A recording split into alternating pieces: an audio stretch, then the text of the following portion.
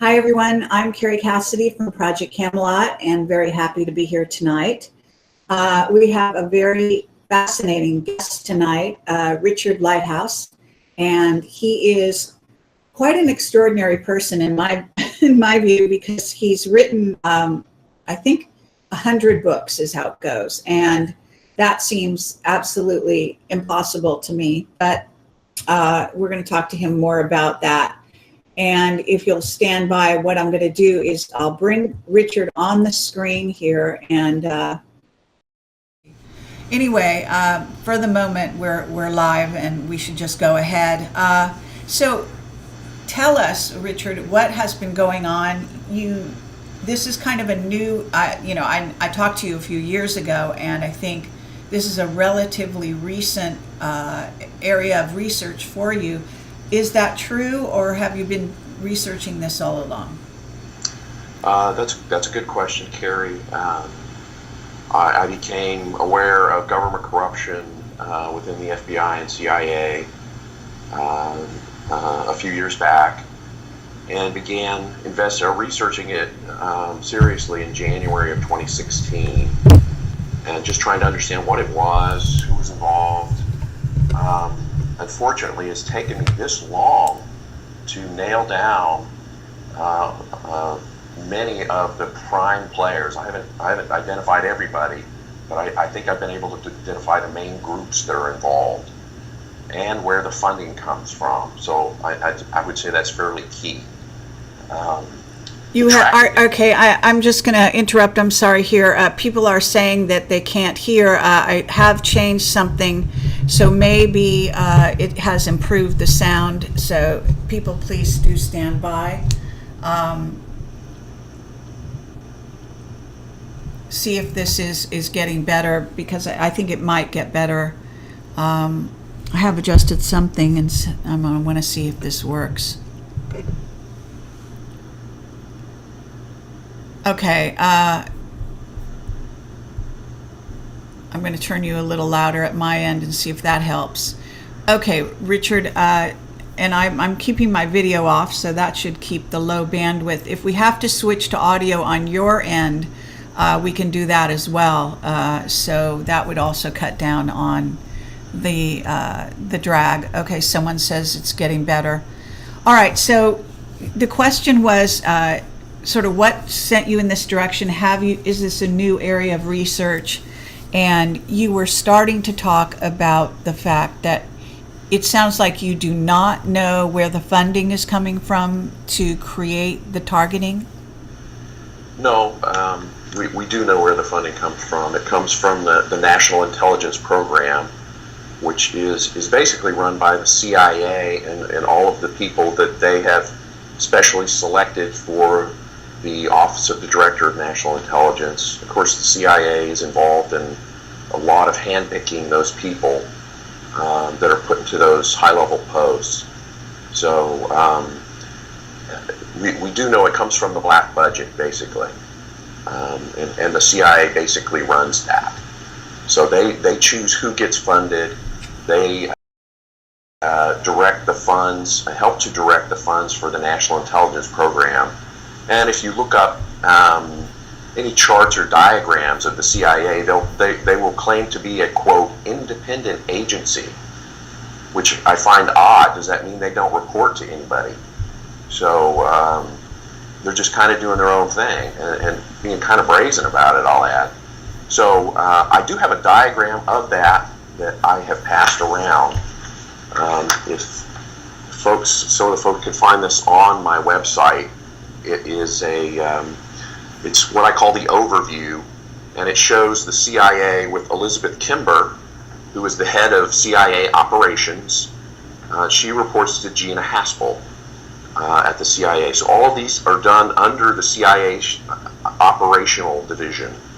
And the three main organizations that report to her or get funding from this program are General Raymond at Air Force Space Command, Susan Gordon and her group at the Office of the Director of National Intelligence, and John Dewars at the Department of Justice.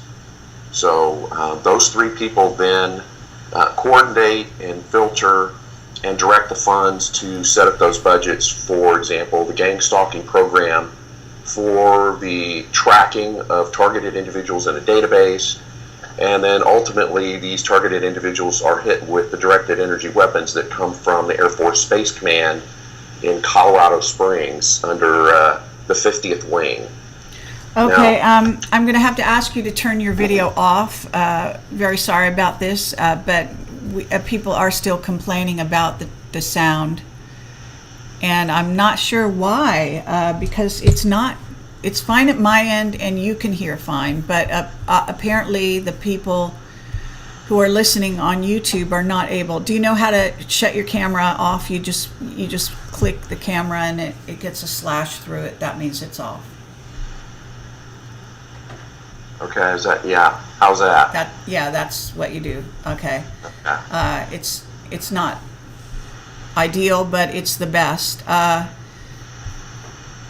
Some people would think that we should restart. I can't shut down the YouTube window without having to move this entire broadcast to another YouTube window, and you won't be able, I don't know if it'll show up on the right place.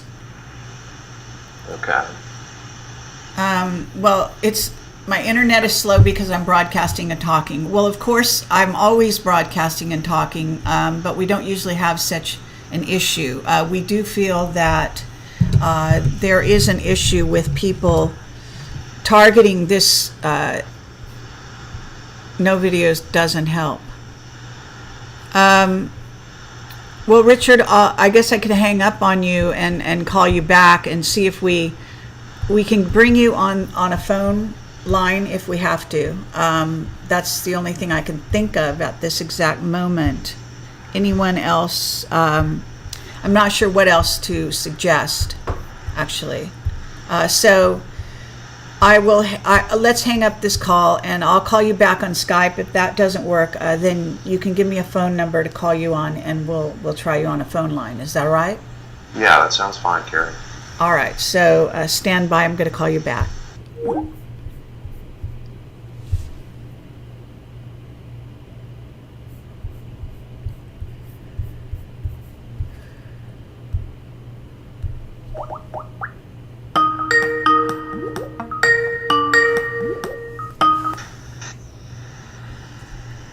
Hello. Hi. Okay, we can see if the audience thinks this is any better. Keep the video off and we'll continue. All right, Okay. so very sorry. Can you just back up a couple steps? You were talking about some individuals that you think are heading up the targeting program. That's correct. The CIA handles the funds from the black budget, and those funds go to what's called the National Intelligence Program, and the Office of the Director of National Intelligence doles out those funds, but really does it at the discretion of the CIA. So the CIA is highly involved in that process. The three main recipients are the Air Force Space Command, the 50th Wing, the Office of the Director of National Intelligence, and the Department of Justice under John Dewars. And I do have a chart on that. The gang stalking is run out of the fusion centers. How do we know that? We know that because 3 police whistleblowers last year came forward and told us that the fusion centers are the control stations for all the gang stalking. There's a minimum of 1 fusion center in every state, and that's how the gang stalking is organized in each state. In Texas, we've actually got, I believe, 3 or 4 fusion centers, and the main one is in Austin, the capital, but we also have one near Dallas and one in Houston. So the local offices will handle that gang stalking operation, and grant money is provided from the National Intelligence Program to set up and hire all these people that then go about harassing these targeted individuals 24 hours a day. And it's all done under the guise, and here's the code word, counterterrorism. Counterterrorism really means gang stalking. 90% of what they do is gang stalking. The other 10% of the time they spend pretending that they're fighting terrorists. So they talk about counterterrorism, they talk about, difficult terrorists in foreign countries. But the main reason that we know that this is all a shill is in 2012, the State Department, in fact, every year the State Department puts out a list. They have each one of their country managers. So the State Department has set up regions like the Middle East or Asia. And then under that, each country has country managers and analysts that analyze everything going on in that specific country. And okay, I'm very sorry. They're really hitting us hard. What I want to do here is call you on a phone line. So Richard, let's back up slightly and go back to the individuals that you believe are running the program, and how perhaps you can tell us how you zeroed in on those particular people. Okay, yeah, that's a good place to back up. So I do have a slide that's called Figure P1, P as in Paul. It's on my website. It's in a number of my books, my recent books, that are free at rlighthouse.com. All of my ebooks for targeted individuals are free. So this is what I've been able to track down. The CIA Operations Group is headed by Elizabeth Kimber. She handles the day-to-day operations at the CIA that includes the targeted individual program. In this overview slide, and again, there are many more people involved than just these people I've identified on this chart. The entire groups and organizations that I've identified. For example, at the Justice Department, they have a group called the National Security Division. So basically everyone in that division, and they've got a number of sub-managers that manage specific tasks, but their ultra high secrecy and their onus on a day-to-day basis has nothing to do with national security. That's a shill. Their goal is control of the population, and they are one segment out of that agenda. So we have at the top Elizabeth Kimber. The directed energy weapons are run out of Schriever Air Force Base. The commander there is General John Raymond. The 50th Wing is where all of the activity, all of the illegal activity is focused. So that's, and I'll get into the details of how that plays into the bigger picture. I'll get into some of the details of how the tracking works. But I wanted to lay out an overview of the TI program because it's a subset, and explain why the Air Force had to have this tracking system, and then they decided they would roll it out and just use it on everyone. So they started tracking everyone, even if you're not a targeted individual. By obtaining the precise GPS coordinates from 1 second to the next, it gives them the ability to hit your head with subliminal messages, and that's the end goal of the tracking. Just knowing where you are from 1 second to the next, particularly in our country where people have cell phones, where cell phone usage is very high, that's not particularly helpful information. But knowing the precise GPS coordinates of your head and being able to aim subliminal messages that are sent through focused microwave beams at your head 24 hours a day, that's valuable. And that's the purpose of the system. The system is used for tracking you so they can take advantage of you. That's really what it's all about. And I summarize that on another diagram that's called How the U.S. Air Force Tracks Everyone. And I do mean everyone, including children.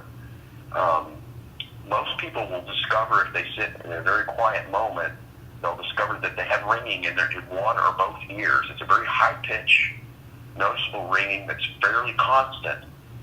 That ringing is there because you're getting hit with microwaves. And as soon as the microwaves get turned off, that ringing will go away.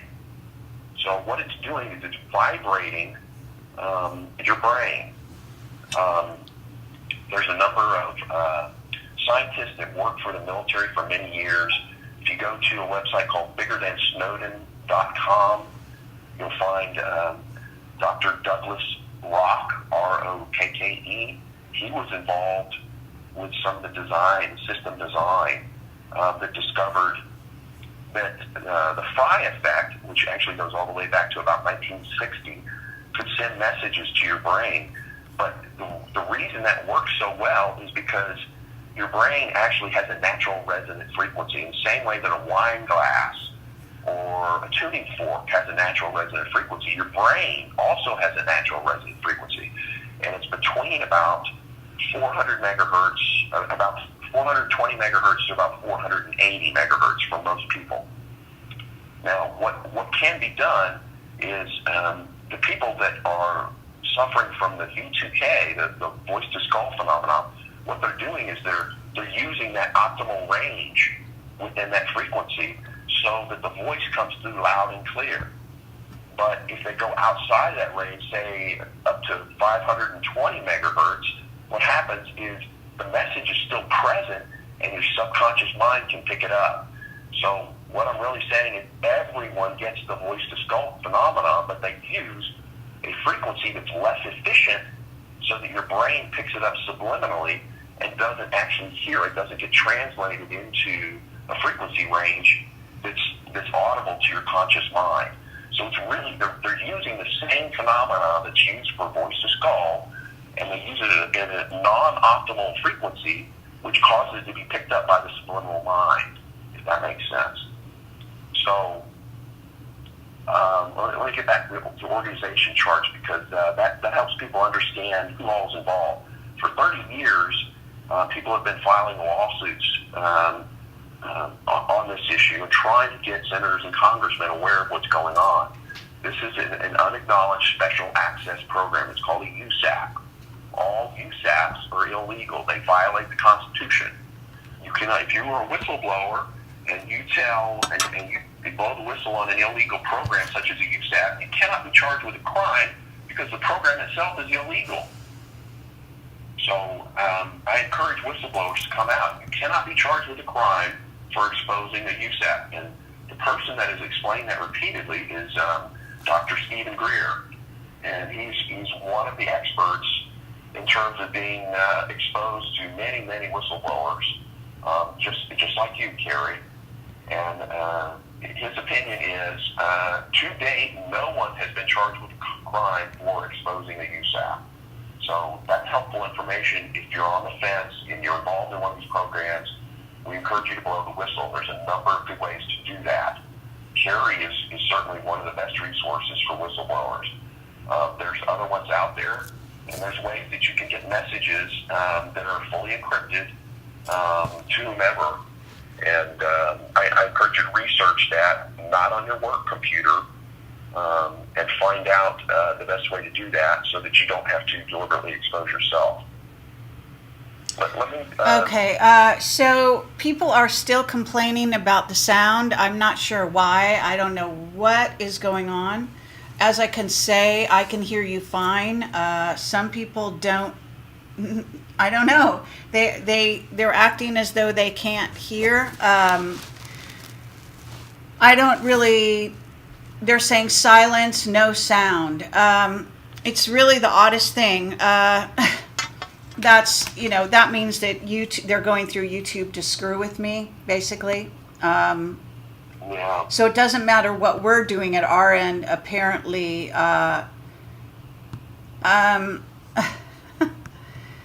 Okay, I can't understand. I've got my volume up as high as it will go. I've been doing this, I had a perfectly fine reception last night. There was no problems.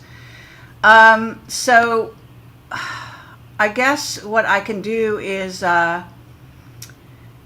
kind of keep you on the line and start another, YouTube session and see if we solve it that way. And in the meanwhile, Okay. I'll just have to let everyone in the chat know that's what we're doing. And people that can hear us, that aren't possibly in the chat, will figure something's up, okay? So, Okay. I'm typing because they seem to act as though they can't hear me.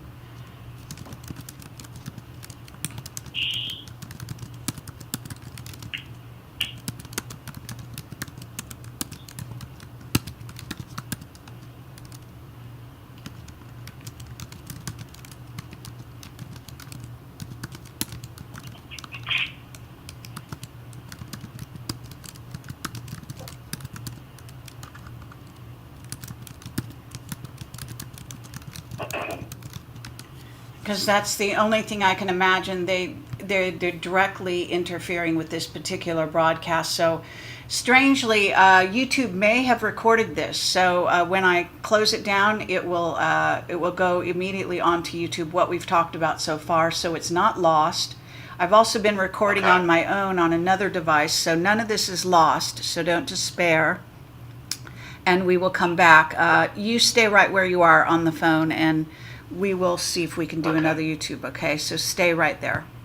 I'm Okay. starting over here with the YouTube, because I have done other shows where YouTube directly does interfere with me. I've even had them completely hang up on me, and these things are supposed to be unheard of because they have so much bandwidth and they have so much this and that. But if they want to attack me, they do. And they've done that a few times. So stand by and we'll see where we go from here. So I just ended that show. What I'm going to do at the same time, before I start up, I'm rebooting my computer in case there's some weird thing that they've gotten into my computer.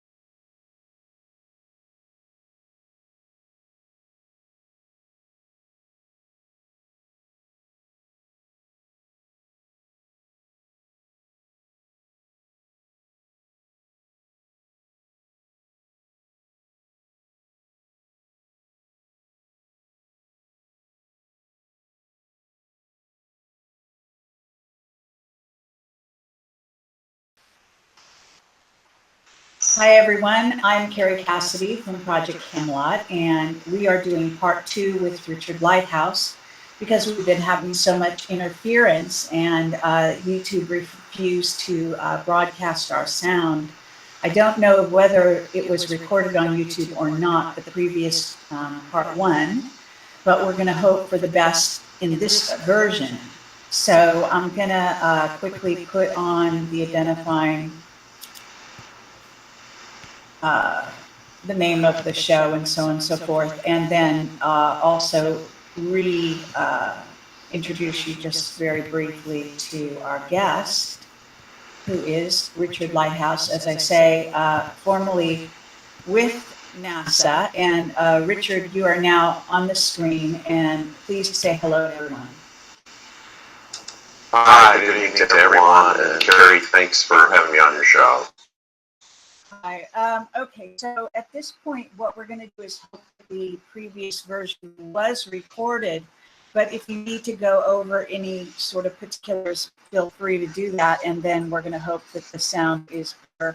Some people are saying that can hear us this time around. So maybe what we didn't do last time is we didn't cover your background, and so why don't you talk a little bit about your background? You have written 100 books. You got to be very motivated to write 100 books, I think. That's correct, Carrie. I am very motivated. I want to solve this fundamental problem. The corruption in our government is unfortunately way out of control. The deep state has taken over many of our government agencies, and we've seen the rise of a police state in a very short period of time. And the targeted individual program is certainly one segment of that, but exposing it is extremely helpful because it identifies these specific departments at the Department of Justice, the FBI, Department of Homeland Security. Now we know specifically which groups and organizations are hidden within the shadow government that are involved with this level of corruption. And it's truly mind-boggling the level of horrific activities that some of these departments and senior leaders can get into and go to work every day and torture people. That is beyond my comprehension. And yet they do it. So I can't explain why anyone would be willing to participate in that. But I will outline the specific people and groups that we have found, and I'll tell you how we know. All right. Now, so we know. Wait, slow down. Before we do that, I would like you to explain why you're qualified, and you are very qualified, to tell people what your background is, such that you were able to identify these players and also understand the technology. Well, I would say my background in engineering, I have a bachelor's degree in aerospace engineering, and I was involved in the aerospace field for a number of years. I then got a master's degree in mechanical engineering from Stanford. I continued my own development of rocket engines. I came up with my own design, built, tested, and fired them early on, or I should say later on in my career. So I became very knowledgeable on a number of levels that was unusual back in the late 80s and early 90s. So my father worked back during the golden era, the Apollo moon landings. He was close friends with a number of astronauts, so I saw that as a young boy and was really enthralled with it. So that was a big part of my inspiration. So I was exposed very early on to the various technologies, how orbital mechanics work, the equations that are involved, why issues around the mass are so sensitive and critical to the design. So all of those things that you study in aerospace engineering, I was exposed to at a very early age.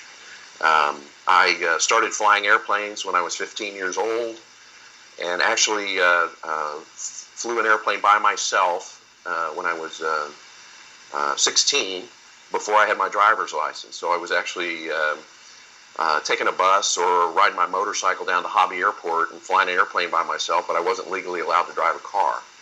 So that's kind of unusual. So my interest in technology and aviation and aerospace goes way back. I love math. I'm very good at math. And I'm not sure if that qualifies me as any better than anyone else. It's just the background that I had that helped me solve some of these problems. Okay, now you have been focusing on various areas in your various books. Can you cover some of the topics your other books are concerned with, and how you ended up here with the targeting issue?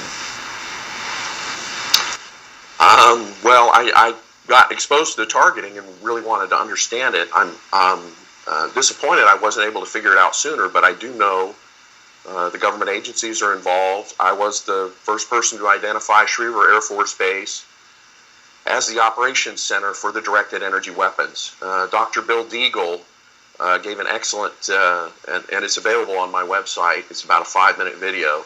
He certainly exposed some of the deep state activities that have been going on there for a number of years.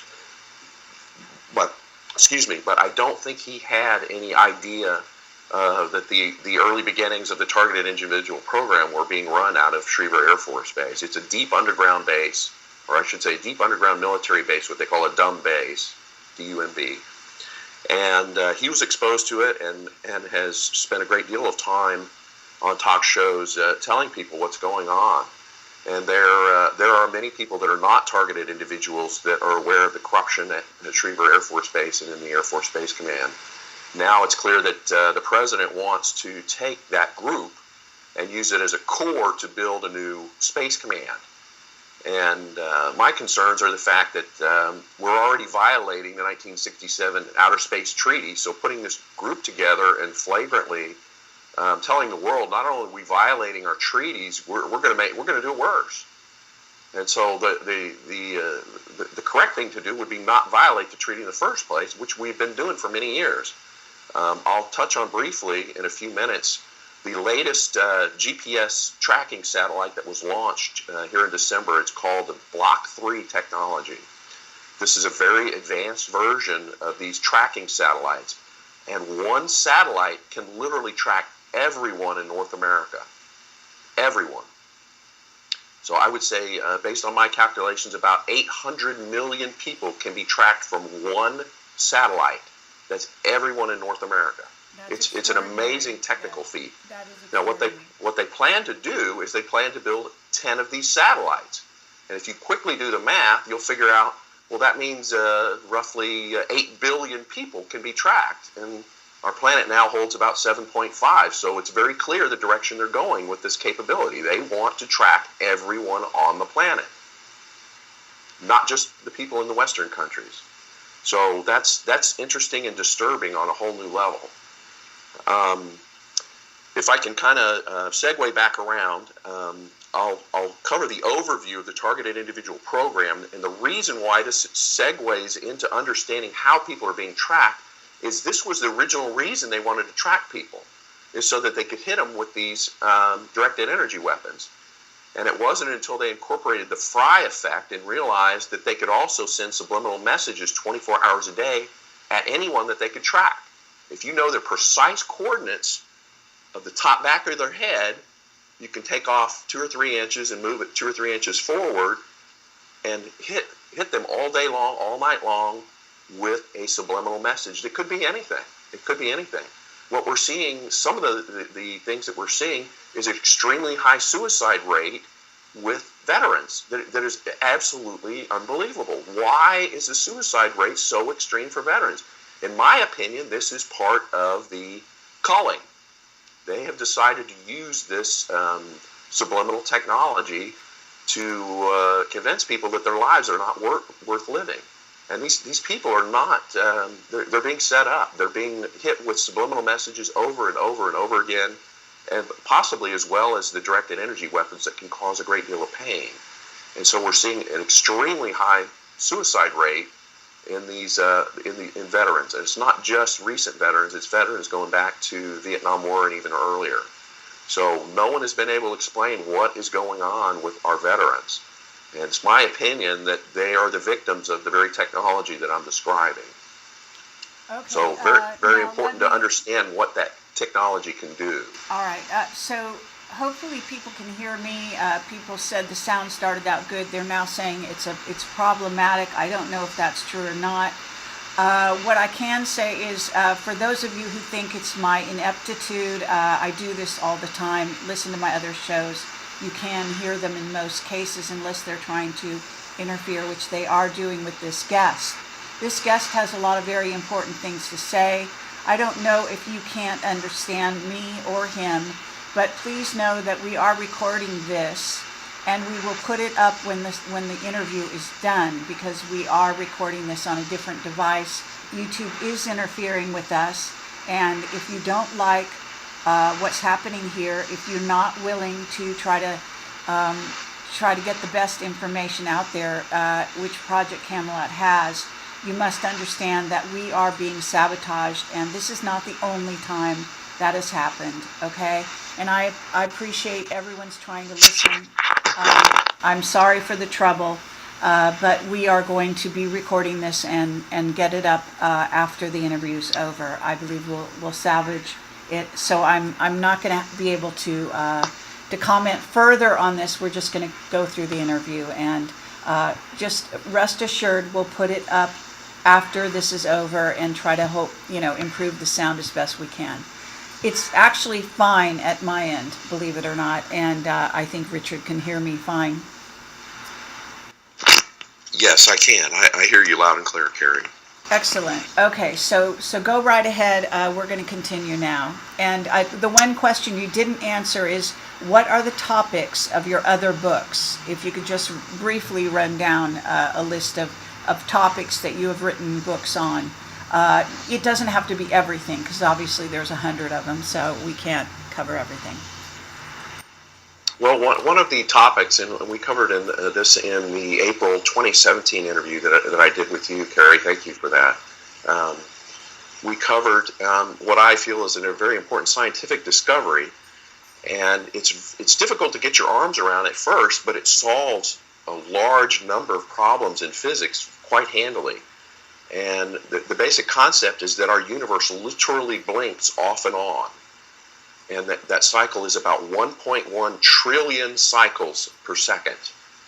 What that means, we're going to have to rewrite physics and our understanding of the universe, because it means that all of time and space are an illusion. They are not a continuous. It's not a continuous event. Time itself is simultaneous. It's not sequential, and it is discrete. That's disturbing on a number of levels, because it tells us that we're going to have to change what we understand about Newtonian as well as Einstein mechanics. It does solve.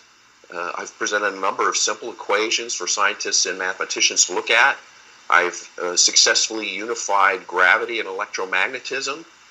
No one has ever provided simple mathematical proof to show how those two things can become one. Very, very important. I've provided the first equations that show how the four fundamental forces are really derived from a single force. They are different aspects of one force. That's very important. No one has ever presented any math to suggest that. That's the goal. That was Einstein's goal for many years, unifying physics. And the unification is achieved by understanding that our universe literally blinks off and on. So I think it's a big deal. Unfortunately, it creates a new technology that can be exploited for weapons. And that's my biggest concern for it. I have no intention of helping the weapons manufacturers develop new weapons. And for that reason, I have not presented some of my ideas or published them, because I know what they can be used for. So I have held back. As much as I've published, there are things that I have not published. That's a brief segue on my background, and I think one of the reasons that these intelligence agencies became interested in my work, and trying to keep it hidden, unfortunately. But I do think it's been published, and it's been out there and available to other countries and governments, and I think it can improve. It has the ability to improve the standard of living for everyone on the planet. It can extend human life. I published a paper suggesting that it can extend human life to 300 years or more by exploiting this technology that the universe blinks on and off. It will basically allow us to reverse aging using electrical charges. There's so many applications for this. So many. Floating cities can be designed and built. I published a book on that. Jumping, instantaneous jumps from, say, Los Angeles to New York City can be done with this technology. It has so many applications and uses that it will literally overhaul the world that we know and understand very quickly. So I'm excited about it. I continue to talk about it while also trying to solve this puzzle of why folks in our government would want to harm other people. It makes absolutely no sense to me, and it's been going on for at least 30 years. Harlan Gerard was one of the first people that made note of, I believe around 1987, that he was being hit with satellite weapons, and he's quite certain they were coming from satellites, and he was correct. The name of the weapon was not available until I identified it through my research. It's called a Vercator. It was patented by a man named Donald J. Sullivan in 1982, and he was working under an Air Force research contract for Mission Research Corporation in Albuquerque. When he received that patent, he immediately signed it to the U.S. Air Force, and the Air Force gave it to a company called the Titan Corporation in San Leandro, California, and they began to produce it. And they produced, I want to say, somewhere around 24 to 30 of these in the late 1980s that were put into orbit, and they started doing a number of tests on them. The fact that Harlan was hit very quickly in 1987 tells us the Star Wars program, as described by President Reagan, that was a cover for what they really wanted to do, was to target people on the ground, which is what they did to Harlan. He became a research subject and a victim of these assaults. And the fact that our government, the Air Force, would put up these weapons that should be designed to take out a missile, not a person. And within a very short period of time, they started pointing it at people on the ground. It's mind-boggling to me why anyone would even think of doing that. Attacking your own citizens in your own country. Why would anybody do that? It violates the Constitution on so many levels. It's immoral, it's unethical, and it's a violation of the Geneva Conventions. Yes, so, but it was used during the Iraq War on the troops in Iraq that were trying to defend Iraq and that were on the side of Saddam Hussein. If you recall, there were stories of them laying down their weapons and walking away. It was a mind control targeting that happened, and they've been using it as a wartime weapon. Of course, it is now being turned on and has been turned on the populations. Yes. So let's go briefly over your charts that you've got, and if you could redirect people again to your charts. Sure, Karen. Yeah. The overview program, or the overview slide, is this one. It's available on my website, a number of websites, and in many of my ebooks. It's fairly recent. I've updated it a number of times. You'll see the basic organization. You'll see where the gang stalking comes in. You'll see that David Glaw heads up the fusion centers functionally and provides the funding through the National Intelligence Program. This is part of the one segment of the Targeted Individual Program that includes tracking in databases and being exposed to the directed energy weapons. So I've got those folks listed. I've listed the groups. The main groups involved are CIA Operations, the Air Force Space Command 50th Wing, the Office of the Director of National Intelligence, Department of Homeland Security Intelligence and Analysis Office, the Department of Justice National Security Division, headed by John Dewars, and the FBI National Security Branch that's actually headed by Jay Tabb. Now, I'm not showing him on here, but Charles Cable actually runs the database, and his boss is a man by the name of Jay Tabb. And then the Homeland Security Intelligence Committee is a meeting place that puts many of these people into the room to solve various technical issues and coordinate between the departments. So that's kind of an overview. It's very helpful. Now, the reason that everyone's being tracked, let's get back to why are they trying to track people? Initially, they wanted to track folks just for the Targeted Individual Program. But the Air Force quickly realized that as they scaled up these computers that were based on these satellites, they could track very precisely within 1 centimeter the top part of anybody's head. And this is not just targeted individuals. This is true for anybody. You can put your hand firmly, place it firmly on the top back part of your head and hold it there for about 30 seconds, and you will start to feel microwave pulses. If that doesn't work, you can try your forearm, put your forearm over that, and you should be able to feel the pulses. What they use from that is they identify the location of your head specifically so that they can shoot subliminal messages at your head, night or day, particularly when you're sleeping. So one of the things that I suggest to filter and block these very negative subliminal messages is I will only react to constructive suggestions.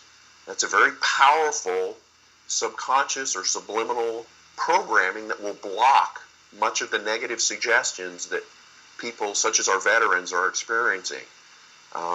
I wish I could inform people about this because it's very effective. Let me walk through these 6 different steps that the Air Force uses. And again, this is a very basic overview. There's lots of complexities to this. They've got 9 different weapon systems that they can input into this system to use to fire at anybody in the world, whether they're civilian or an opposing military force. So this is just a basic overview, okay? I've gotten a lot of questions about where's the Vercators. Well, I'm just trying to show people how they're tracked. But within that tracking, they can also use other weapons once they know your precise GPS coordinates. And that's true for anybody, not just targeted individuals. So the first satellite that they use for the tracking is called the Navstar. This is a very old satellite program. It goes back many years. It is a GPS satellite. Its function is to precisely identify your GPS coordinates, latitude, longitude, and elevation. Now, there's a couple of ways they can do that. They don't have to bounce a beam off the top of your head. They can also use 4 different satellites that simultaneously track your head, and they know precisely what the elevation is. So they don't have to bounce a beam. This is one of the ways they can do it, okay? That satellite is operated by the 2nd Squadron in the 50th Space Wing at Schriever Air Force Base, the underground facility. The frequency that they use to do that is between 3600 and 3750 megahertz. I've measured it many times in many different locations. Same frequency. If you look up on the FCC tables, it tells you this frequency band is reserved for satellite to ground signals. They tell you what it's reserved for. So that reflected signal is then relayed. You go to number 3 there. The precise coordinates are sent to what are called the WGS satellites, or the wideband gap satellites. Those satellites are stationed in geosynchronous orbit because the Navstar GPS satellite is about 12,000 nautical miles up. It's like halfway to a geosynchronous orbit. And it has an orbital time of about 12 hours, whereas the WGS satellites are stationary above a single point. So they can relay to one of the precise coordinates that you're at to the WGS satellite that will then download it to Schriever Air Force Base. So even though the satellite might be out of range, it might be over Australia, and it's taking a reading or getting a position or fix on someone, and it sends it to a WGS satellite that's above the United States that then transmits it to Schriever. So that's why you've got this relay system built in. And these WGS satellites are designed just to capture and transmit data at very high rates of speed. That's all they do. Actually, they could have a weapon as well, but the primary purpose is simply to transfer data from the Navstar, primarily the Navstar satellites, to Schriever Air Force Base. That's their function. They're operated by the 4th Squadron. Now, at Schriever Air Force Base, they've got 1,300 personnel in the 50th Wing. How do we know that? They announced it on social media. We got a number of folks that bragged about all the things they were doing at Schriever Air Force Base. And I'm not going to name any names, but I did save the information. And in particular, one of them said we've got 9 different weapon systems in orbit. They're in 7 different satellite constellation systems. And there's 1,300 operational people that are trained and know how to fire those weapons, operate the satellites, maintain them, and fire the weapons. So that's not a huge number when you think about it. We've got more than 1 million targeted individuals worldwide, and the primary operations of those satellites is run by 1,300 people. So that tells us right away it has to be automated. You can't manually track and target that many people when you've only got 1,300 to work with. So we know it has to be automated. That's what the supercomputer does. It takes those coordinates and feeds them sequentially so that the satellites that either do tracking or the weapon system can be fired many, many times. Now this is something that most people are going to have difficulty getting their arms around, but some of these antennas do what's called digital beam forming. Look that term up. What it does is it takes a satellite antenna and it uses it to form what you would call a bullet. And it can do it 100 million times a second and direct that bullet in a different direction. It's all done electrically, electromagnetically, okay? It's not like mechanically firing a rifle and then having to use a mechanical gear that moves it and then fires it again. It's not like that. The antenna can change the direction that it's firing instantly, 100 million times a second or more. So they can track and hit people at an incredible rate. It's really an incredible feat of engineering. Unfortunately, they're using it for some really horrible things. So we would like to shut that down. The main thing that they want, that the deep state wants, is control. They want control of your mind. So this entire system is set up so that they can send subliminal messages at your head 24 hours a day. That's the purpose of this tracking system. If we can get you to do anything we say 24 hours a day, mostly have control. Now, to what degree, there's a lot of debate on what degree that exists today. But I encourage everyone, whether you're a targeted individual or not, everyone is being hit with these messages, not just targeted individuals. The targeted individual community gets it the worst, but everybody basically gets the same tracking system and the same subliminal messages. They're just not aware of it. And when I mean everybody, I mean even the Air Force personnel, even the CIA personnel. They haven't told them that they're on the list to be tracked. That's what's so amazing about it. The Council on Foreign Relations, their people are getting hit and tracked, and they're completely unaware of it. It's really, truly both amazing and disturbing that this is going on. But I'm hoping by getting this information out that we can shut down this program. So here's a couple of suggestions I can do for those folks that want to learn more. There's a website called, and it's listed on this diagram down here in the bottom corner. You'll see a website called inthesky.org, and I've got a specific reference. What you can do is pull that up, and it will show you a map, a circular map where you sit at the center of the map. You got to put in your location, whether it's Houston, Texas, or Los Angeles, or wherever you're at. You got to put in the right city for that, and you got to put in the right time of day, and it will show you where all of these Navstar satellites are located over you. And then you can put your hand on your head and you can feel the direction that the one is coming from. And you can identify the specific satellite that is hitting you on the top of the head. How about that? Anyone can do this. Pretty amazing. That is amazing. Now I'm going to actually put this on the screen here since we're recording this and I don't know whether we'll have visual. I will try to actually do an edited version of this where we do edit in some visuals, and if you want to make some available to me, that would be great. I'm looking at inthesky.org and where it's at right now. So it says it's in Los Angeles, longitude 3405 north, 118.24 west, and Pacific time zone. Okay, and if you go to the tab that says satellites, if you click on the tab that says satellites, you'll see a black circle that comes up, and you're located at the middle of that circle. Okay. Do you see that? Look, I see the middle of the circle. It says GPS 6 in the very. There you go. Okay. So now you have to pay attention to the north and south orientation on that map. So what you want is the south to be at the top. Okay?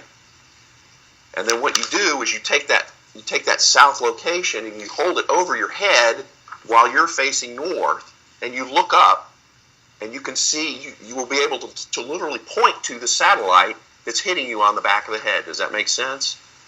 You want to stand looking north and put the south on the top of the page and hold it over your head like that. You're at the center of that circle, and you'll notice that the satellite that is the closest to you, to your south, is the one that's hitting you almost all the time. That's the way the system is designed, and you can feel it yourself. You can feel the pulses on the back of your head, and you can wave your hand over the direction. Sometimes it'll be further south at maybe a 45-degree angle. Sometimes it'll be near vertical. But you can wave your hand back and forth, and you can literally feel the pulses. It's about once a second, and you'll be able to feel that. And you can identify the specific satellite. They move very slowly across the sky. They've got a 12-hour orbital period. So it would be equivalent to moving only twice as fast as the sun across the sky. So it's very slow. And you can point at that satellite and say, that's the one that's tracking me right now. And it sounds like in your case it might be GPS number 6, but it'll be the one that's the closest to the center and immediately to your south if you're facing north. Does that make sense? Yeah. So anybody can do that. All right. Excellent. All right, so now you named some of the people that you think are the perpetrators. Where are you going to go with this information? I mean, you're on my show. We're getting all kinds of interference. What is your suggestion, really? Well, we need to inform our senators and congressmen, and we need to shut it down. That's the first thing. I encourage folks to write to their senators and congressmen. You can just a short message would be very helpful. If you go to your elected representatives, they've got a website, and they'll have a little form you can fill out online just to send them a short message on anything.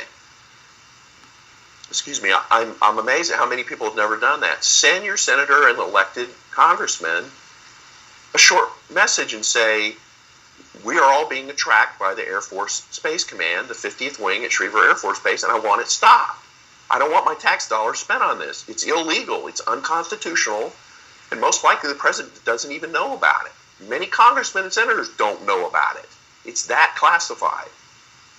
We've got to shut it down. The best way, one of the best ways to shut it down is transparency. Bring it out into the light of day. Tell people it's happening. Now, these folks that I've identified that run the gang stalking and the database, pretending that targeted individuals are terrorists when they're really non-investigative subjects.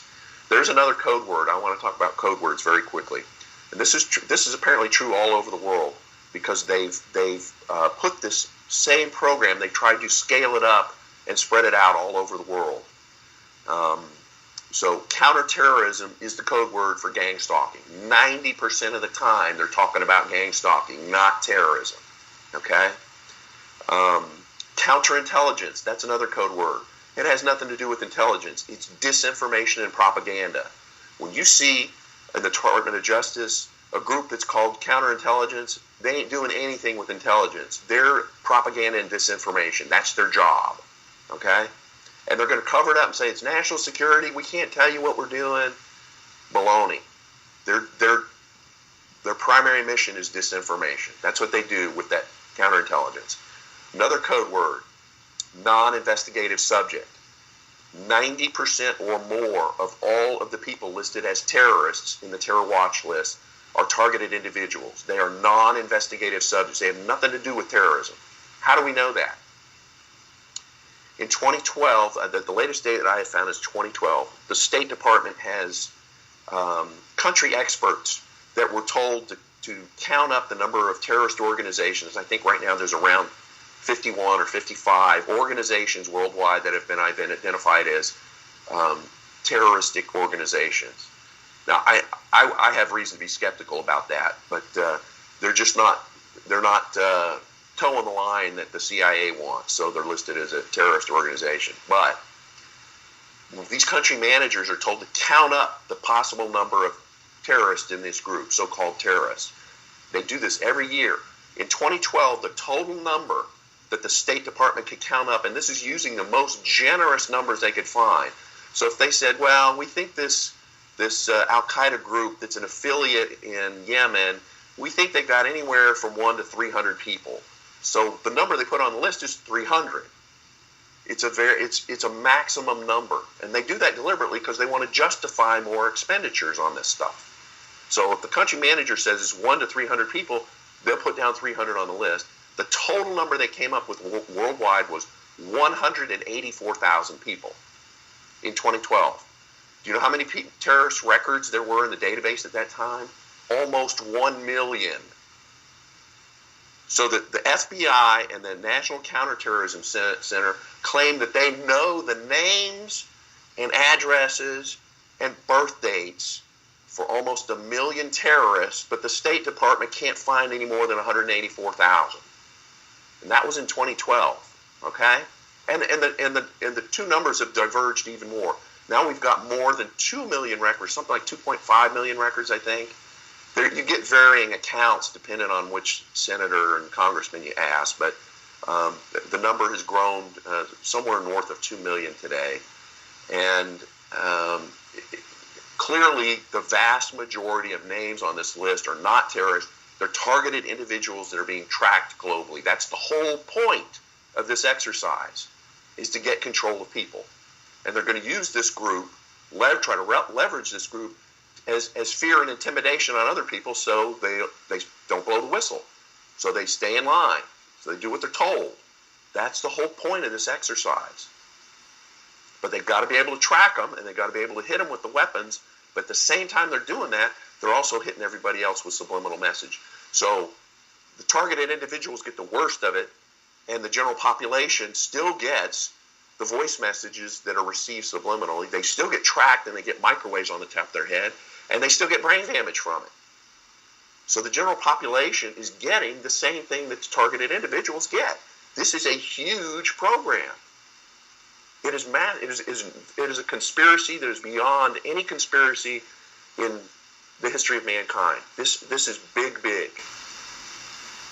Okay, now So- in terms of your book and your research, have you written only one book on this particular topic so far? For those that want to learn more about the tracking and the technology, I recommend my free ebook that's called Satellites and Weapons of the Air Force Space Command. Write that down, Satellites and Weapons of the Air Force Space Command. What I do is I divide up the 50th Wing Group, and I show you how they're organized. I show you which squadrons are operating which weapons and which satellites. Okay? That's very important for people that want to understand how this is being done. For people that want to understand where the money goes to the fusion centers for the gang stalking, that goes through the Department of Homeland Security, the Intelligence and Analysis Group. And as you can tell very quickly, it has nothing to do with intelligence. It has to do with gang stalking. But these are the code words they use to tell everybody it's national security and we can't talk to you about it. So they had to come up with these code words. So the Department of Homeland Security, the way they control the fusion centers, very important, is the fusion centers actually are supposedly privately held, but all the money, or the vast majority of the money for funding them, comes from the Department of Homeland Security and the Director of National Intelligence. So by controlling those purse strings, they can tell them, no, you need to do this, you'll follow this procedure, you'll follow this policy, and this is how you're going to handle these people, and when we transfer a phone call from a targeted individual, this is the way you're going to handle it. And if you don't do that, you're not going to get funded next year. So they have absolute control of these fusion centers. They are not privately controlled. They're controlled by the Department of Homeland Security. Okay, now when you're referring to fusion centers, what exactly are you talking about? Are you talking about things that FEMA centers that are set up when there's an emergency, like the California fires? Are you talking about that? Or when fusion center, what exactly do you mean by that word? Okay, good question, Carrie. A fusion center generally, and I've visited one of them. There's one here in Houston on the north side of town, and it's actually a city property building that's been rented out. And early on a Sunday morning, I counted something like 150 cars there at 6 o'clock in the morning on a Sunday, and a routine Sunday, nothing going on. 150 cars there. And I'm thinking, what are they? That's not even the emergency call center. The emergency call center is on a completely different block, 5 miles away. What is 150 people doing at 6 o'clock on a Sunday morning? I mean, it's pretty obvious. If you go up to one of these fusion centers, do any amount of research, and you're going to find out it doesn't make sense. What the heck are these guys doing? So it's a well-staffed building that has sort of a war room and a command operations center, and they're supposed to be able to get emergency calls. They're supposed to be able to listen to police radios. They're supposed to be able to talk to some of these support groups they use, like InfraGard and Neighborhood Watch. And so these are the guys that carry out some of their gang stalking. Now, they're not the only ones. They're just some of them that we have a lot of confidence that are involved. So I'm not finished researching that. I encourage others to research that. I also want to stay generically. I'm not asking anyone to take my word on any of this. Do the research yourself. I always put that in my ebooks. Don't take my word for it. I've told you where to look. Go and look for yourself. I've given you the websites, dni.gov, justice.gov, dhs.gov. Go and look up the org chart yourself and make your own conclusions. I'm not asking anyone to take me at my word. I want the best way for you to believe what's happening is to do the research yourself, and I encourage folks to do that. Excellent. All right, so where are you going to go from here? What's your next area of research? Well, I may have identified two possible means for shutting down the targeted individual program. It's speculative, and but I am going to throw it out there. It's an idea. I'm allowed to express that idea as freedom of speech. Whether or not somebody likes it, that they can like it or lump it, I don't really care. The targeted individual program is unconstitutional. It's wrong. The way they handle the input, and I've posted some documents that were received from the ACLU through Freedom of Information requests that date back 10 years. And if you go through those, you get a very good sense of how the Terrorist Screening Center works. That's Charles Cable at the FBI, of how they input people. It's all done manually. So if they receive a form, and I've published a book where it's called the Standard Nomination Form, this is how they nominate someone to be a targeted individual. They put them on the watch list. And there's a very specific form they use to fill out, but it's not a government form. There's no markings on it that identify it as a government form. There's no, it has not gone through a very rigorous law that was called the Paperwork Reduction Act of 1995 that specifies how forms have to be done. You won't find that form in the General Services Administration list of forms. You will not find in the Department of Defense listed forms.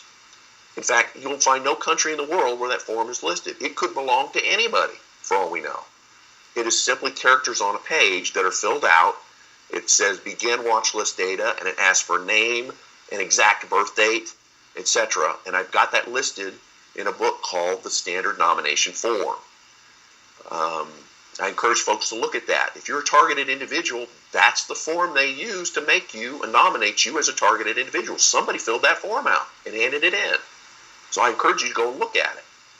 And you'll notice at the bottom, there's no signature. Anybody can turn it in. It's bizarre beyond belief. Anybody can fill out that form and turn it in. Anybody. Now, because the system is manual, it's possible to flood it or jam it up with input. And I sincerely hope that some governments and countries out there that are not friendly to the deep state will start log jamming that system by putting out bogus data and submitting it to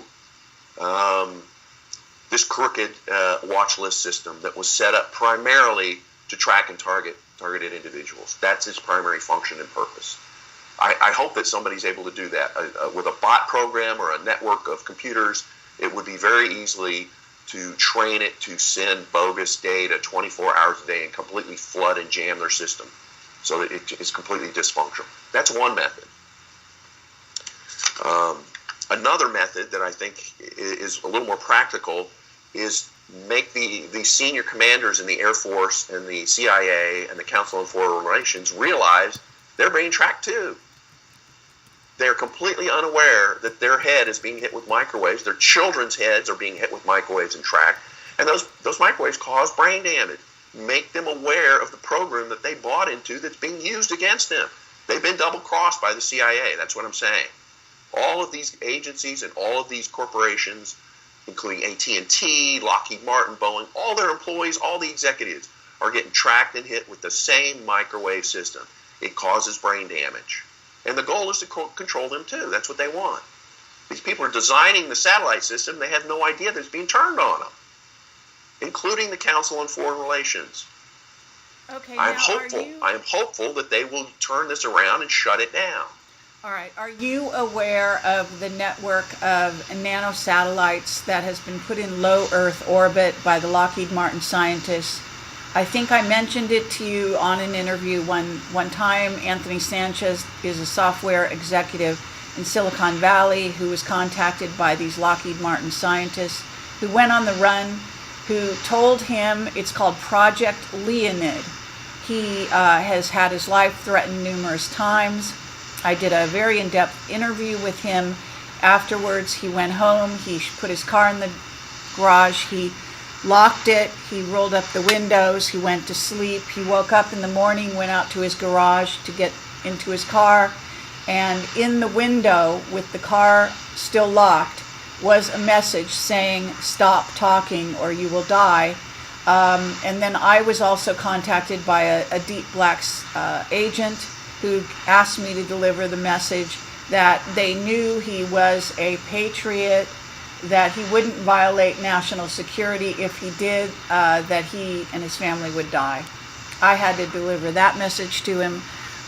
These Lockheed Martin scientists did a test and found out, and they started disappearing. The scientists noticed their colleagues disappearing. They went on the run. They went into hiding.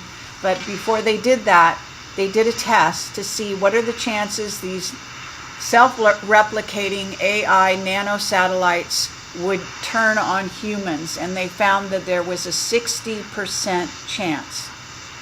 At that point, they didn't want to do it anymore, but it was too late. Are you aware of this network of nanosatellites? I have read a bit about the nanosatellites. Yes, I've heard some stories that seem to not completely corroborate other stories, but in general, it does appear to be a very aggressive research program that's does not have good ends. Right. So that's just another layer on what you're talking about. Now, I want to ask you about the impact of 5G on all of this, because that has to be pretty monumental. That's correct. The real reason the government or the deep state wants the 5G is because they can track and hit more people at the same time. With one of these new 5G antennas, you can track and hit thousands and thousands of people from a single antenna all at the same time, because it's got so much bandwidth, and it does what's called digital beamforming. I mentioned that before, and I want you to look up that term, or I want listeners to look up that term. What it means, if you've got like a rectangular shaped antenna, the antenna itself is electromagnetically directing each bullet that's fired. And it doesn't need to aim. There's no gears that need to move or reorient the system, because it's all done electrically. And it can fire a microwave bullet that's generally about a half an inch in diameter, sometimes a little smaller. And it can fire it up to 100 million times. Some of these systems can fire 100 million times a second at a different target. It's like having a machine gun that can automatically pick the next target faster, much faster than you can think about it. So that digital beamforming is a technology that's almost perfected when you go to 5G, because it can handle much higher throughput. And that's the real reason they want the 5G. You don't need to run streaming, generally.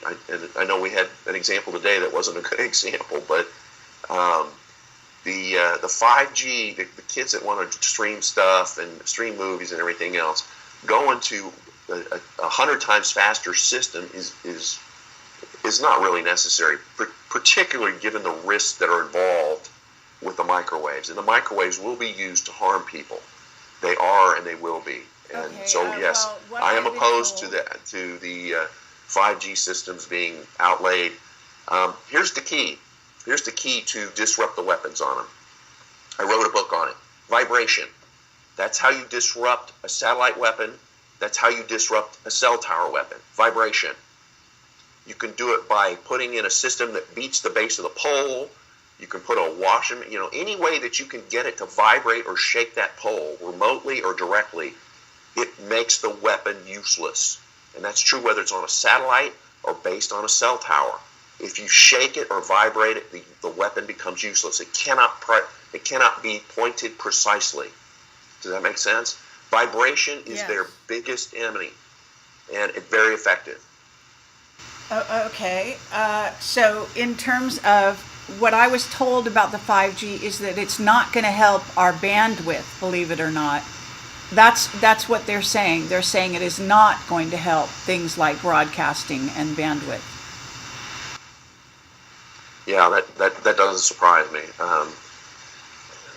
I think it's an unfortunate overextension of our technology. People have not been informed about it.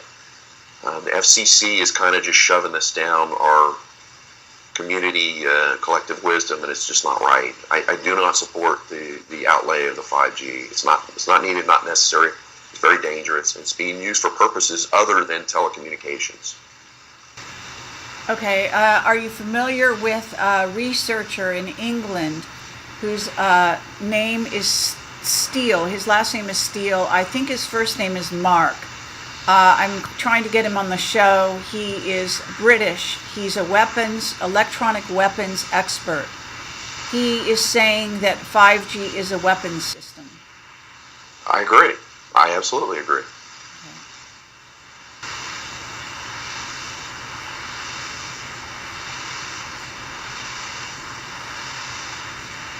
Okay, what more can you tell us about any research you've done around the other agencies that are part of this? And is the same thing going on in Europe? Yes, good question, Terry. What I want to encourage folks to do, the names that I've put out, my most recent ebook that I published that's free on my website, ourlighthouse.com, is what I consider, what I've labeled as the 10 most wanted. 10 most wanted people in the deep state that are affecting the targeted individual community. And I provided their names, I provided their home addresses. I am not encouraging anybody to commit an act of violence. If you're a targeted individual, I abhor violence. Why would I encourage? That's the main reason I'm opposed to these programs. So I am not encouraging violence in any way, shape, or form. That's not going to help the situation. Nor is it going to help the situation for someone to go and harass these people. What will help is informing them. Tell their family members and friends and neighbors what it is they do. If you go up to David Glau's neighbors where he lives, tell him what he does. He works for the Department of Homeland Security, and he's the lead gang stalker. And if you don't believe me, look it up. Do your research. This guy is involved in gang stalking. Tell his neighbors. Watch how fast it's going to cause problems in their life. Give them the proof. Hand them a flyer. These are the neighbors, the family members. Tell them what's going on. They have no idea. None of them are aware. I'm quite certain of it. Tell them what their friend or family member is doing. It's incomprehensible. That will help to shut it down. Tell them what they're doing. Very simple, very effective. And your second question was, is this going on in Europe? Absolutely. Absolutely. The gang stalking and the directed energy weapons has been well documented by Catherine Horton, Melanie Richan, a number of groups in Germany and Belgium, Norway. It is a global phenomenon, and the reason you can't escape it is if you go to that GPS satellite overhead map that I showed you, go anywhere in the world, and what you find is those GPS satellites, there's at least 4 of them everywhere you go. Everywhere. You can't move to Nigeria and say, well, I'm going to get away from these directed energy weapons. No, they're overhead. They're satellites. You're not going to get away from them. Now, that's not necessarily bad news, but I hope you don't waste your money trying to get away from them. What could get you away from them is a deep underground location. Now, I've had a few people tell me they went into some of these deep caves trying to get away from them, and they were still getting hit. And so my next question is there electrical lights down there? And he said, well, yeah. Well, then guess how they're doing it? If they got electricity 600 feet down in the cave, then they've got a method to power a directed energy weapon even down in the cave. That ain't rocket science. Look for a private cave. Go deep in the cave. There is a limit to the technology. Every technology has a limitation. You can find that. So I encourage folks to do that. I've got 2 books that I'll reference for fighting back. The first is called How to Fight Back. If you're a targeted individual, I've got a long list of things you can do to fight back. Some of them are very effective. If you're getting gang stalked, read my book, Advice About Gang Stalking. I've had so many people contact me and say, you know what, I did a few of the things that you suggested. It shut down. I haven't seen a gang stalker in weeks. It works. Look at the methods that I've suggested. They're very simple, and they work because you have to understand their system is based on security clearances. And if you violate their security clearances by giving people that are low on the totem pole information they're not allowed to have, the whole system breaks down. Even their boss is not supposed to have that information. So the only thing they can do is clear him out, say, no, leave him alone. He's going to give you a flyer that tells you stuff you're not allowed to know. It shuts down very quickly. I encourage folks to try it. It's very effective. And it's the vulnerability they have is their security system. They are very rigid about security clearances and who is allowed to know what. And by giving the low people on the totem pole information they're not supposed to know and not supposed to have, the whole system paralyzes. Because you're not supposed to have that. You can't have that. You're not allowed to know that. They're not allowed to know the content on targetedjustice.com, or many of the things on your website, Terry, or some of the things on my website, ourlighthouse.com. Those things are the highest security clearances for their people, and the people that work for them are not allowed to have that information. So the whole system paralyzes when you give it to them. Try it. I encourage folks to try it. Great. Now, do you want to list some of those things that people can do in the interest of this video, or do you have other subjects related to this that you want to cover? Well, sure.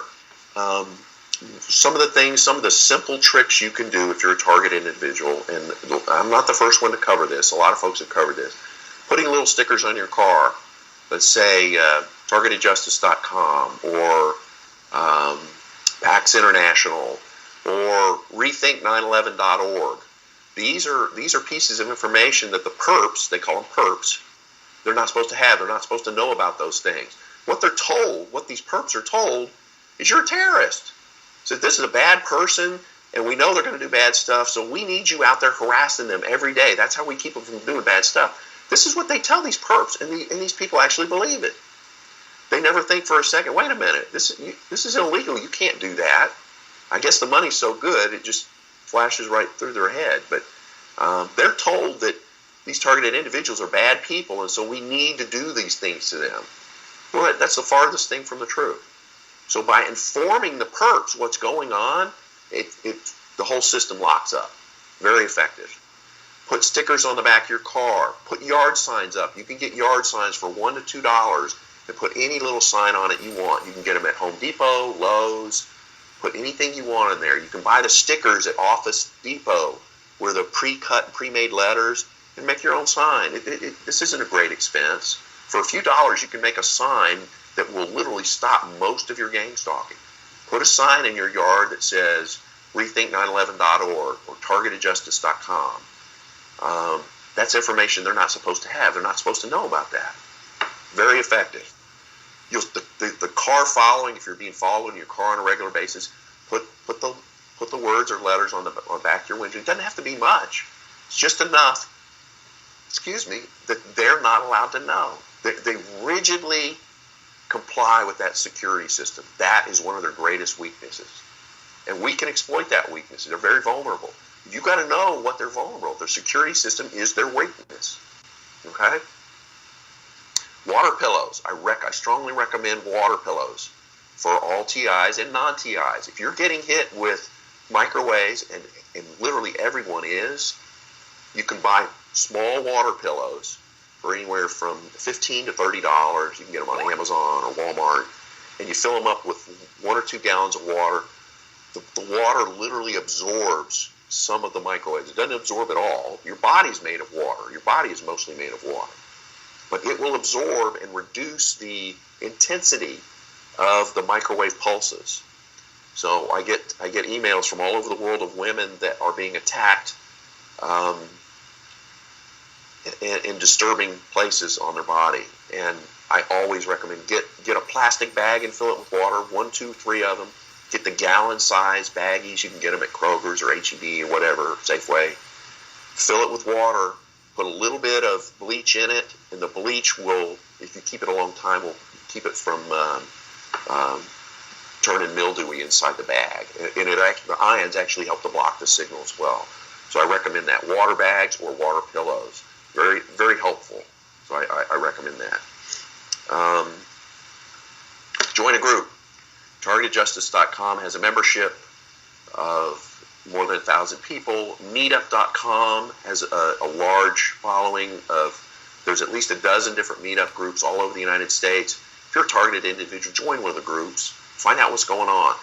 Try to help other people. You can more effectively help yourself if you learn how to help other people. And yes, I understand, particularly for the ladies, they're concerned that there's going to be perps at the meetings. I get that, okay? You would be surprised how unwilling those perps are to go to a meeting where 10 or 15 or 20 people there are not perps. And a lot of those ladies have good intuition, and they'll pick up on who's the perp right away. They know. They've gotten very good at it.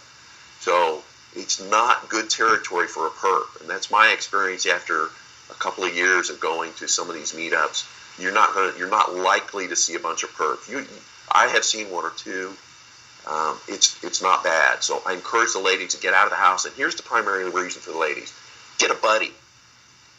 Find one or two ladies in that group that you feel comfortable with and trade phone numbers. Get somebody that you can talk to that's not going to question your sanity and will try to help you if you get into a pinch.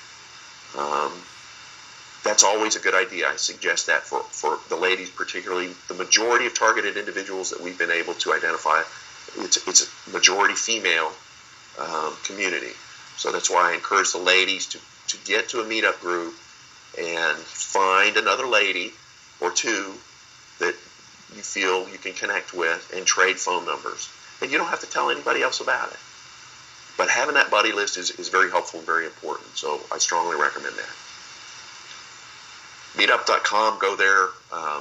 There's, as I mentioned, a number of groups. If you're in Canada, Europe, there's groups there as well. Join the groups. Go to the meetings. You can't sit in your house and be fearful for the rest of your life. That's not any way to live your life. Get out and meet other people and try to help. You're not just going there to get help. You can go there and help. That's what I encourage you to do. Maybe that was a long-winded response, Carrie. No, that's excellent. Thank you. Thank you very much. I'm sure people will find those suggestions valuable. Any other practical ways to deal with this satellite targeting? Because many people, I deal with targeted individuals. I interview them constantly. I'm constantly asked to interview them. It's becoming repetitive, I'm afraid, but this is the name of the game right now, apparently, on planet Earth with the targeting. So I did mention, and I have mentioned, you can switch magnets in your pockets. You can't keep them in your pockets for a long time. It's not healthy, but you can switch them around and interfere with the targeting for a bit.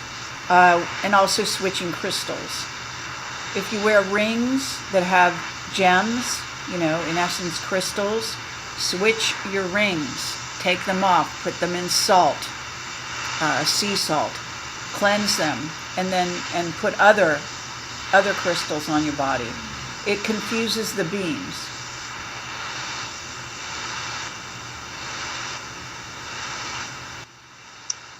Well, that's I encourage, if I can summarize, Carrie, I encourage folks to go and download my latest ebooks. They're free. I never charge TIs for my free ebooks.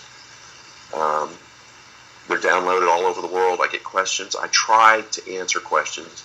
Unfortunately, my email and phone system are routinely blocked for hours at a time. I don't know what I can do about that, but if I can get to your question, I will. So please write to me. My email address is available in most of my ebooks, and I will try to help as much as I can. Okay, so going forward, is there anything else you want to talk about to do with, where you see this going? Have you gotten, it sounds like you're working with some other people. Do any of these other people have suggestions as to what direction people might go in the future? There's a number of groups that are working on technical issues, and the Faraday cage, there's a number of groups working on the Faraday cages. I have published some information and talked with a number of technical people about it. Please know that there are technical people working to solve that problem. If it was easy, we would have solved it a long time ago. But there are people working on, for example, a decoder that will decode the V2K. And that's done with a software program called Software Defined Radio, SDR. And it is possible to decode the voices that are being beamed at your head so that everybody can hear it. So it's just a frequency. It's a higher frequency than we use for most radio transmissions, but it can be received on these small radio software systems and decoded off of the carrier wave. So there are a number of folks working on that. We're very close to solving that. That would go a long way. It would be very effective evidence in a courtroom. There are a number of people working to solve the Faraday cage issue. I've done some of my own tests.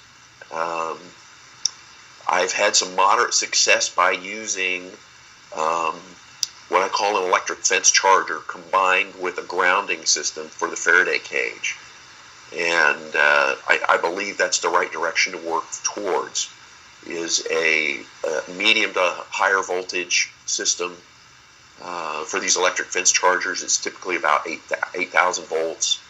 And it has a rotary switch, or I should say a digital switch, that sends it out about a pulse a second. We actually need a higher pulse rate than that, and we need something that's variable. So it's something I'm working on, but it clearly is, in my opinion, it's the right direction to go. So I'm working on that, as well as some other people that are working on it. So please don't lose the faith. There are folks working to solve these problems. We are very aware that many people are struggling out there, and we want to help. So I encourage you to join Targeted Justice in the lawsuit. PAX International, Dr. Catherine Horton has some excellent information on her website. Romola D has some excellent information on her website, Everyday Concerned Citizen. Ella Free is doing some amazing interviews. Frank up in Targeted Massachusetts is doing some outstanding work and helping folks in that part of the country. So please join one of these groups and chime in, and you might even be able to help. I really encourage you all to do that. Okay, very good. It looks like someone was asking about home break-ins, apparently, that aren't caught on camera. Home surveillance cameras aren't catching these individuals. Have you heard of that? Yes, the cameras can get hacked. There's no firewall on the cameras, and there's no encryption when it's running the code. When the software or the firmware on the camera is running, it has no firewall. It has no protection. The lines of code are not encrypted or protected anyway, and that's standard for most electronic devices. There's no protection on it, so it's very easy for the NSA and the CIA and the FBI to hack these things. And they can pause it and shut it off and do all kinds of weird things with it. And there's a number of things that you can do that will help you use a camera for a short-term period of time. For example, keep the battery and the little SD chip that carries the files, keep it outside the camera or partially removed from the camera all the time until you want to use it. That makes it less susceptible and less vulnerable to being hacked. It doesn't mean they won't hack it, but it's going to be hard for them to delete your files if it's not plugged into the camera.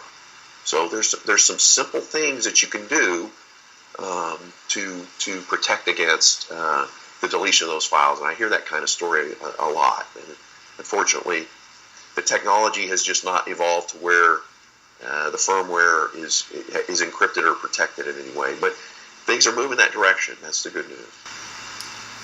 Okay. All right. Fair enough. We've been going for a while. I'm sure you're kind of worn out by this, and I know that you're being targeted at this point. And so I do appreciate you've been a trooper. I really want to thank you so much for enduring these interruptions and this craziness. Apparently, I've been looking to see periodically. It looks like YouTube has absolutely not been broadcasting the picture. They're recording it. They're recording this, so I don't know what they're recording. It's going to be a mystery when we're done with this. We'll see what we end up with. I'm recording this, so if we end up with nothing but audio, then that's what we've got. But we might have picture if we're lucky as well. So, needless to say, thank you so much. I really do appreciate it. And I know that everyone does appreciate your information. Richard, you're a wonderful man, and thank you so much for being there. Thank you, Carrie. Thanks very much for your time and your show. Thank you. All right. So you take care. I'm going to wind this up here and let you go. So stand by. I'm going to hang this up there. Okay, everyone. Thanks again for listening and for being there tonight. It's been a crazy a crazy night, and I don't know, YouTube has really been just brutal, and I don't know if even this statement here is being recorded or not, but I can tell you that it's been crazy. So, okay, thank you for watching, and Camelot will be back tomorrow at 1 o'clock in the afternoon. We'll be talking to a man named Mark Ward, who has a solution for taking down the Fed and also 5G, and so we'll talk to him about that, hopefully with no interference. So take care and have a great night. Bye-bye.